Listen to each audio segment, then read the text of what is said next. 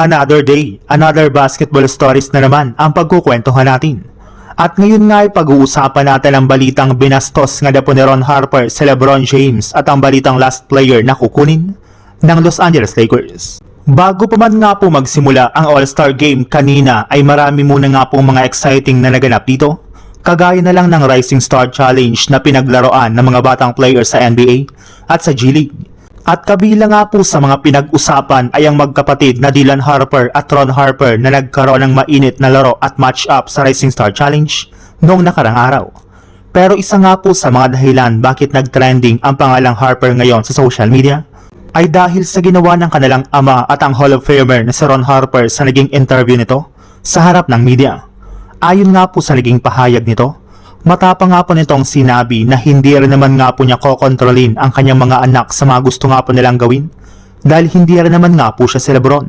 Pinipwersa nga po ni Lebron James ang mga anak nito na pumasok sa NBA kahit wala man itong talento sa basketball, kaya isang malaking patama at pambabastos nga po ito kay LBJ na ikinakagalit ng mga fans. Sa ibang balita naman, nakatuon pa rin nga po ang atensyon ng Los Angeles Lakers sa kanilang kampanya ngayong season. At hindi pa rin naman nga po nakakalimutan ni Rob Pelinka na gumawa ng ilang mga bagong plano sa darating na off-season para sa ikakaganda at ikakalakas ng kanilang lineup.